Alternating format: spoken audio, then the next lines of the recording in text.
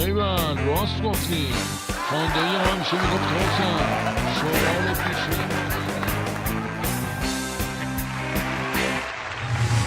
حضرت آیت الله العظمی بهجت دید یه مرکبی رسید، بارش رو گذاشت رو زمین.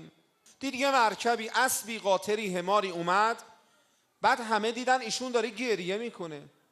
فرمودن این مرکب یه درسی به من داد، این درس برا من خیلی مهم بود. چه درسی این علاقه به این یارو بهجت داد؟ این مرکب به من گفت من بارمو به مقصد رسوندم، تو هم بارتو به مقصد رسوندی؟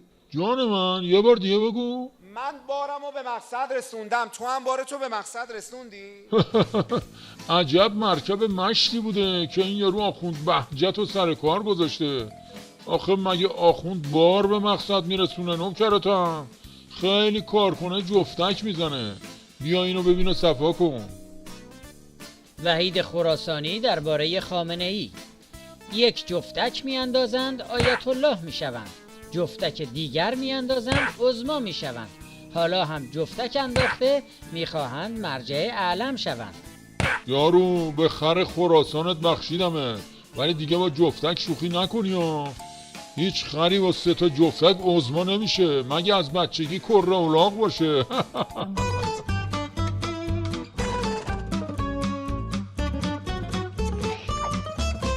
مخلصیم خاندایی، ما رو از سطح خریت عظما بردی تو خارج. ایول بزن بریم کانال بعدی. شما دلت میخواد صدای شیطان بشنوی؟ آره بدم نمیاد.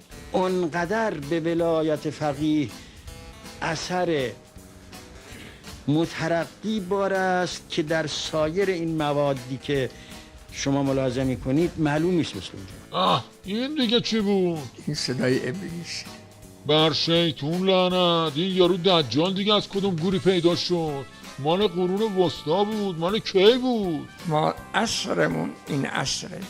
کدوم عصر؟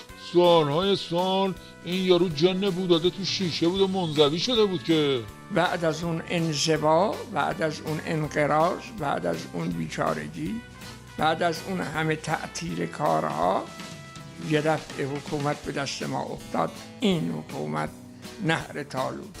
آها افتاد. شما هم که دور از جون الان مثل خر دارید از نهر تالوت سر میکشید. حالا حرف و حدیث و شعارتون چیه؟ شعار قتل و کشتن و بردن و زدن و انتقام گرفتن.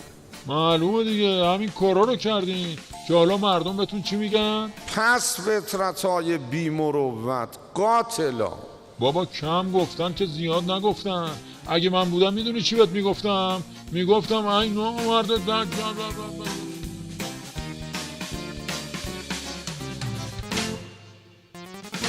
به چشم خاندایی، ولی حضرت عباسی یارو یه جفتک نیاز داشتم. خب بگذاریم بریم کانال آموزشی.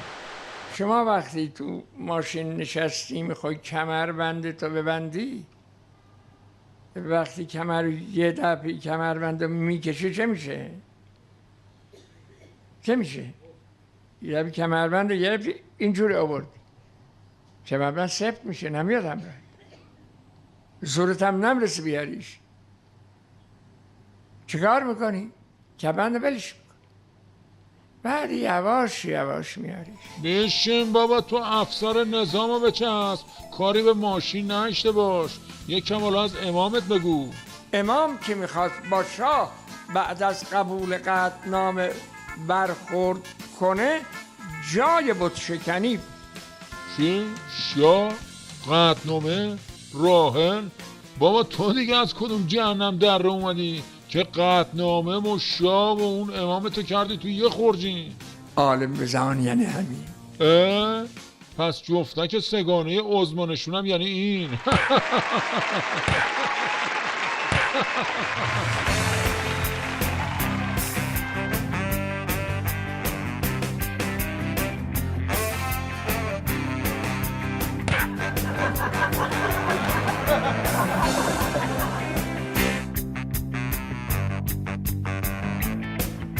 ایول راست گفتی.